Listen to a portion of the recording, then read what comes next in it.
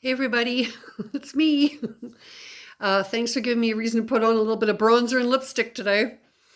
There's a couple of reasons I'm making this quick little video for you. Hopefully it'll be quick. It's my fifth take, but I'm trying to keep it under 6 or 7 minutes. Two reasons I'm doing this little video today is number one, to talk about the Thomas Frank chapter. It's my favorite chapter in the book. And yeah, there's everything that's great about this novel is found in this chapter, and then a little bit more so, a few little extras. And the second reason I'm making the video is just to let you know that I'm going to be emailing you a little Word document later, just a starter for your outline. I know sometimes for me, sometimes the hard part about starting to think or get down some thoughts on paper is when it's a blank piece of paper. So I thought I would start you off with an outline and drop in a few little points here or there that you're welcome to use for content if you want. It gives you something, right? A few little points that you can use or not use, but just a way to get you started. So look for that later too. So Thomas Frank. If I call him Robert Frank by mistake, I apologize. Robert Frank's a famous photographer that I know his work fairly well. He was a Life magazine photographer for decades, so I sometimes call him Robert Frank by mistake. But Thomas Frank, interesting chapter in that, number one, it's so poetic. He writes very poetically.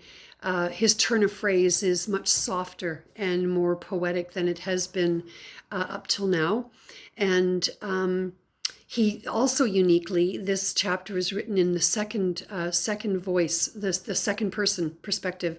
So, in other words, it starts off, the first line is, oops, sorry, I went to the end of the chapter. Blah, blah, blah, blah, blah, blah, blah. Stay with me, stay with me. Come on. It starts off with, before you were born, you were a head and a tail in a milky pool, a swimmer. So you, the narrator or the author Tommy Orange has chosen to use second voice here. So there's a you, there's somebody speaking to this you. And I think the reason for that, there's two reasons for that. One is interesting, but not maybe material to our essay, which is that this was Tommy Orange's first novel, and at the same time he was also doing his master's in literature. And this is all to say that he's intensely interested in the craftsmanship of writing. And writing in the second person is really challenging. It's very hard to sustain storytelling when when the narrator is actually part of the story, right? The narrator has become, in fact, a character directly speaking to another character, the you. In this case, Robert Frank is the you. And the second reason I think that Tommy Orange does this is I think Thomas Frank is in some ways a deeply symbolic character, in that, or maybe not symbolic, that's probably not the right way to phrase it. I think he stands in for every man. He's a character that a lot of First Nations people, a lot of people who know people in the First Nations community, they're going to recognize him. He's just so real that he jumps off the page for me. They all do that, but Thomas Frank in particular for me. So Thomas Frank is a drummer. He's a drummer. He finds his voice, his authentic voice. He reclaims his voice. He reclaims his identity and culture. His identity is all wrapped up in the fact that he's a drummer. Another circular object, by the way, right? And also, if you think back to our Talking Stick Festival performance, that's the same way that ends. The same way that theater performance piece ends is with the central character finding his voice through the drum. He's an alcoholic. He is an alcoholic. So he is connected to characters, other characters that way, Jackie in particular. In some ways, he uses alcohol in a form of reclamation, because he, when he drinks just the right amount, according to him, the right amount, he gets into a state. He gets into the state, which is a state of perfect well-being. I'll read you a quote from that in a second. A state of perfect well-being. He feels at one with the universe, if you will, right? And so he only gets, he's striving to feel that way through drumming. And he does end up feeling that way when he drinks just the right amount through alcohol. So alcohol is both a home and a trap, just like Jackie, right? So first to the poetry part, page 1, he's talking about, just to point out a poetic line on page 208, You were two halves of 1,000 different kinds of possibilities, a million heads or tails. Flip shine on a spun coin, right? Flip shine on a spun coin. I just love that line. I just love it. The sound devices that are at work there. And also talking about kinds of possibilities, a million heads or tails, the gamble, the lottery that is our genetic and DNA makeup, right? We're all genetic lottery winners. It's completely random, right? Completely random. He talks about having this incredible sadness, which the state takes away. He talks about the world is made, this is on the page, top of page 210, the world is made of sound, but inside every sound lurked a sadness. He said he's an intensely sad person. His loss of ID, his loss of culture. He's yearning for some kind of connection with the universe, with his own identity, with his own culture. That sense of disconnectedness that is so much a theme of First Nations literature. Sadness pounced, same page, 210. Sadness pounced, sadness pounced, slid in between everything and anything it could, right? Found its way into, through sound, through you. So definitely the drum is his form of reclamation, his voice. It's all, you could say it's also the heartbeat, right? It's also a heartbeat. The drum beat is like a heartbeat. On page 212, he talks about wanting to drum the old songs that sang to the old sadness you always kept as close as skin without meaning to, right? Just incredible writing. It was the sound, but when he drummed, sometimes he reached the state as well. It was the sound of pain forgetting itself in song. That's what drumming was to him. And further evidence that a drum beat is a voice for Thomas Frank. And in general, I think that's what you could say, certainly the importance of drums in First Nations culture is, it is a voice, it is a type of voice. On the top of page 213, Bobby, somebody that he drums with, the leader of his group, if you will, or the leader of his group, says to him, "Voice can take a long time to come all the way out, brother." Bobby said, "Be patient." Right? So voice, drum equals voice. We also see him in transit. Remember how I was saying that we see a lot of our characters in transit. They are neither here nor there. They're not there yet. They're not there yet. They're always in transit. We see them in cars. We see them in transit and bicycles. Bicycle wheels also circular. Orville rides a bike. So does Tony. So there's So we see we part of this chapter on Thomas Frank. He's on the SkyTrain. He's on transit, the BART system.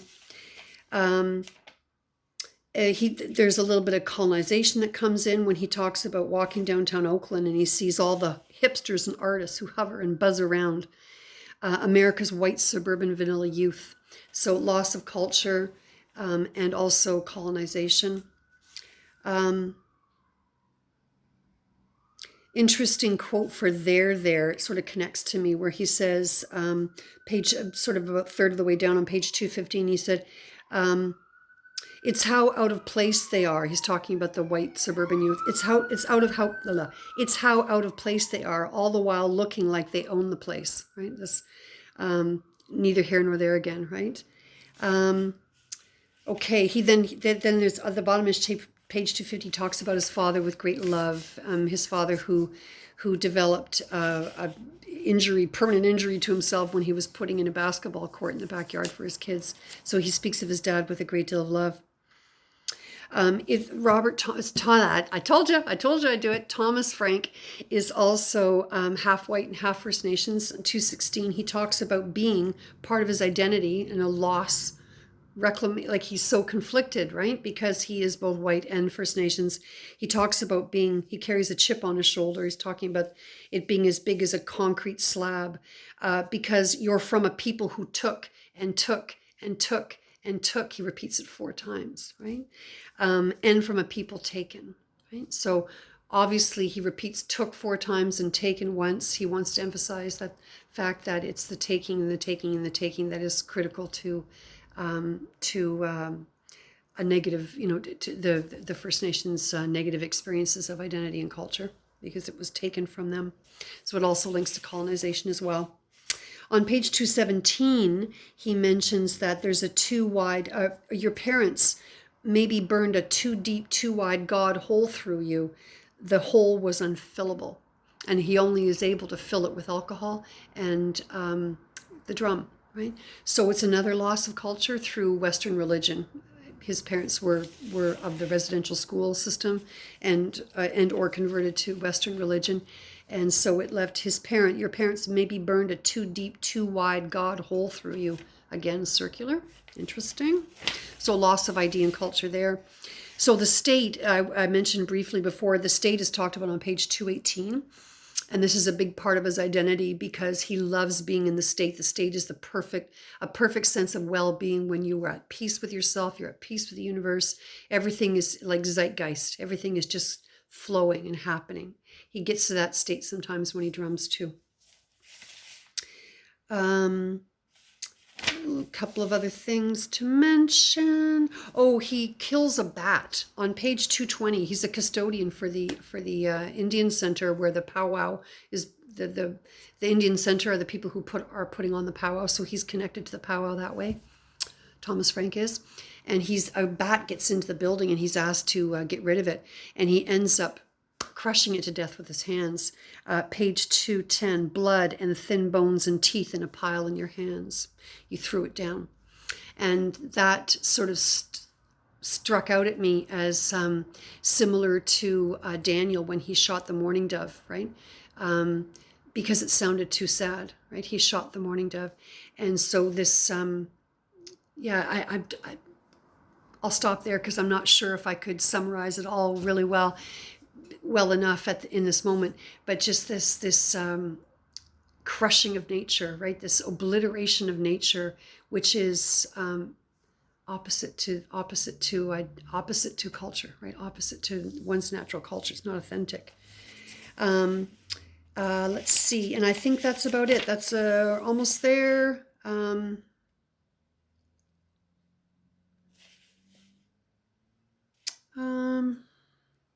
He sings, or when he drums, he's drumming to his family, he talks about. So it's a reclamation of culture and family and identification.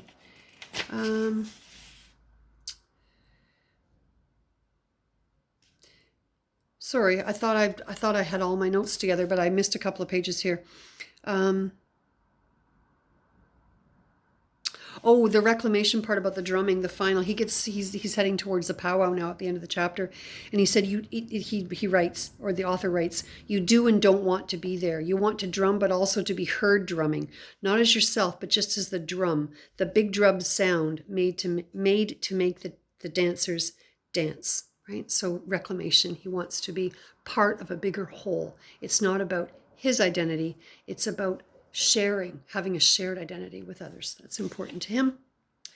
And there we go. That's Thomas Frank. So I think that'll do. Hopefully this was take number 6. I'm not doing it again. So I think that went fairly smoothly. I can't think of anything else that I've forgotten to talk about, except just such a poetic, beautiful. If you haven't read the chapter yet, you're in for a treat. It's really so beautifully written. And yes, and so look for, as soon as this finishes downloading, oh gosh, 13 minutes. God, what a blabbermouth. When this finishes, it takes about 45 minutes to download. I'll post it with the link, I'll send you an email with the link to it, and also give you that Word document, that starter kit for your outline. Some of you, you're welcome to use the graphic that I've already sent you, that one we used for our paragraphs earlier on the year. But I just want to give you something to start with a few points that you, like I said, you can or cannot use. I'm not going to use ones that are, I'm going to choose uncommon things, right? Maybe things that you haven't thought about. So that's helpful. And then, okay, I'll shut up now. Okay, see you. Bye. I hope you're having a good week. Bye.